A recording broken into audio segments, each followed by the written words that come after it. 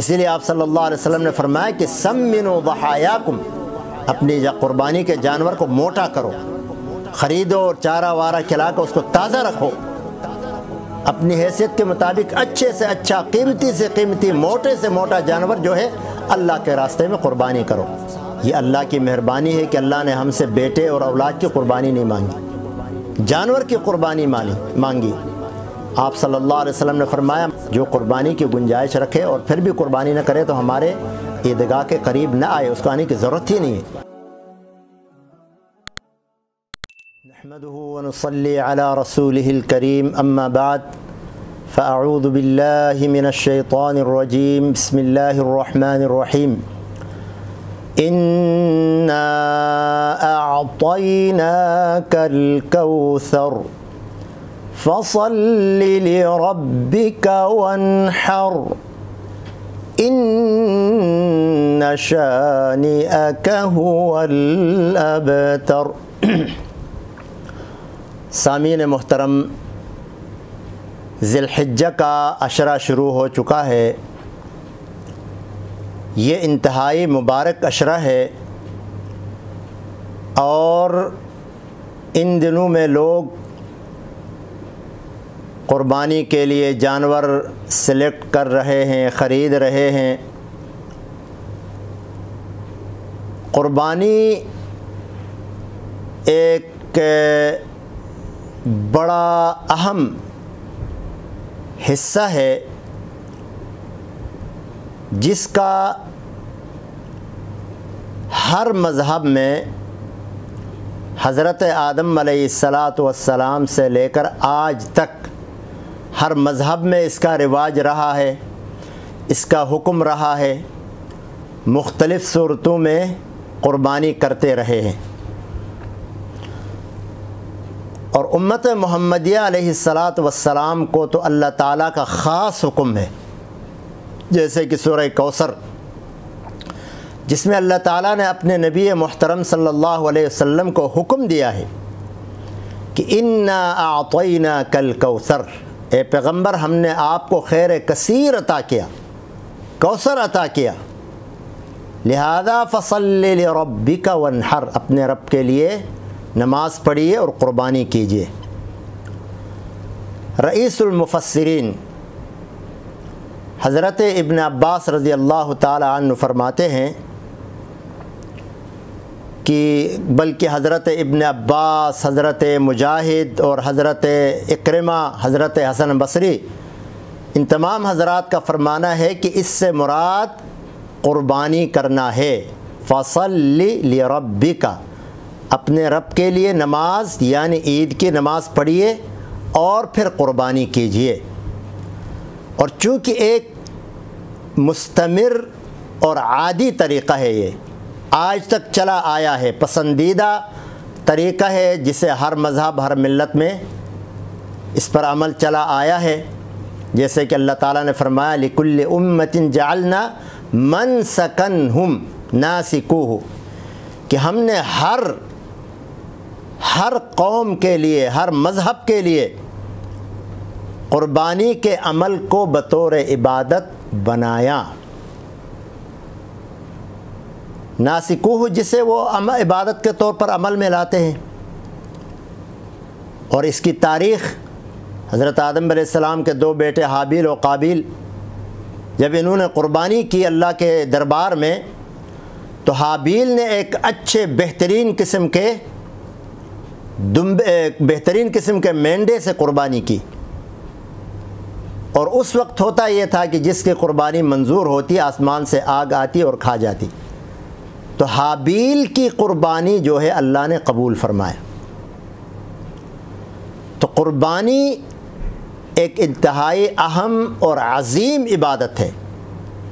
جس طرح اس پورے عشرے میں ہر عمل اپنی جگہ عظیم ہے، اہمیت ہے، حتیٰ کہ یعنی علی الاطلاق سارے مواسم، سارے دنوں میں کے مقابلے میں ان دنوں کا عمل، عشرہ ذی الحجہ کا عمل افضل عمل ہے، سب سے عظیم عمل ہے۔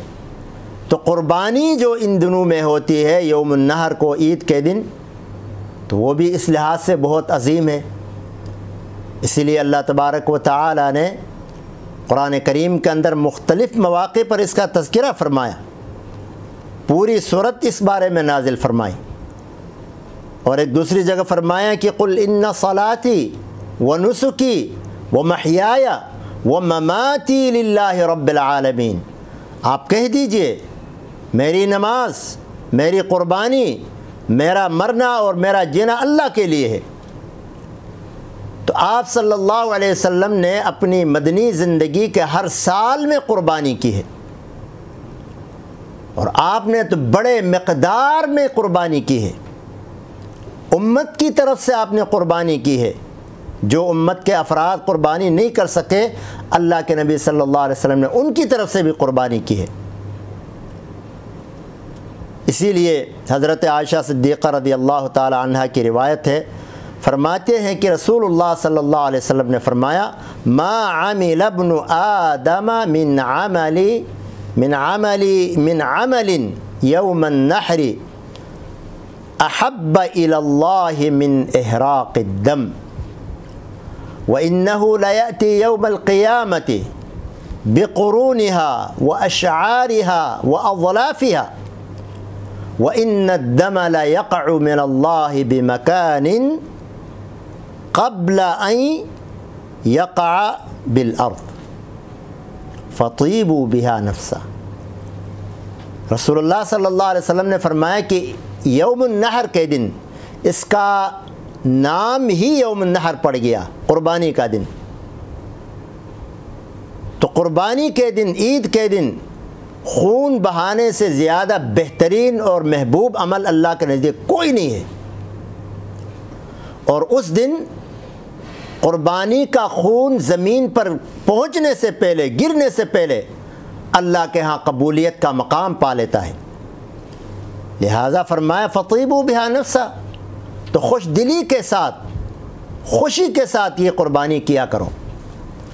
ایک اور روایت میں ہے، حضرت زید بن ارقم رضی اللہ تعالیٰ عنہ فرماتے ہیں کہ اصحاب رسول اللہ صلی اللہ علیہ وسلم نے پوچھا یا رسول اللہ ما هذه الاضاحی، یا رسول اللہ یہ قربانی کیا چیز ہے، کیوں ہم قربانی کرتے ہیں؟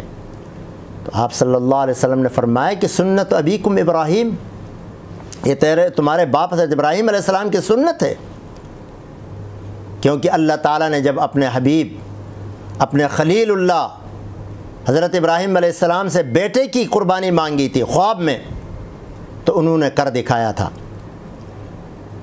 وہ تفصیلی واقعہ میں الگ سے عرض کروں گا۔ تو اس قربانی کی یاد میں، اس قربانی کی یاد میں ابراہیم علیہ السلام کو ماننے والے ہر سال جانور قربان کرتے ہیں۔ یہ اللہ کی مہربانی ہے کہ اللہ نے ہم سے بیٹے اور اولاد کی قربانی نہیں مانگی، جانور کی قربانی مانگی۔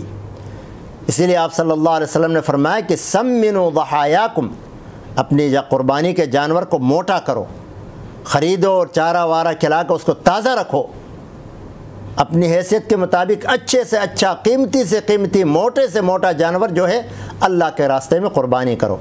تو صحابہ نے پوچھا یا رسول اللہ کیا قربانی کیا چیز ہے؟ تو آپ نے فرمایا سنت ابیکم ابراہیم۔ تو صحابہ نے پوچھا ٹھیک ہے، ہمارے باپ دادا ہمارے ابراہیم علیہ السلام کی قربانی سنت تو ہے، ہمیں کیا ملے گا؟ ما لنا فیہا۔ تو آپ صلی اللہ علیہ وسلم نے فرمایا بکل شعرۃ حسنہ، کہ تمہیں جو ہے ہر بال کے بدلے ایک نیکی ملے گی۔ قربانی کے جانور کے اوپر جتنے بال ہوتے ہیں ہر بال کے بدلے ایک نیکی ملے گی۔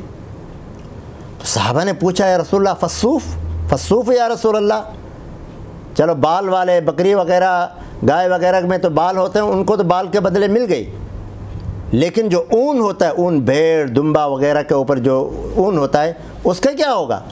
تو فرمایا وہ بکل شعرۃ من الصوف حسنہ، اون کے ہر بدلے بھی، ہر اون کے ہر بال کے بدلے بھی تمہیں نیکی ملے گی۔ تو اس لیے یہ ایسا عظیم عمل ہے کہ جو مستمر متواتر چلا آ رہا ہے۔ اس لیے جب قربانی کا ٹائم ہو تو جی نہیں چرانا چاہیے، بخل نہیں کرنا چاہیے، اپنی حیثیت کے مطابق قربانی کرنا چاہیے۔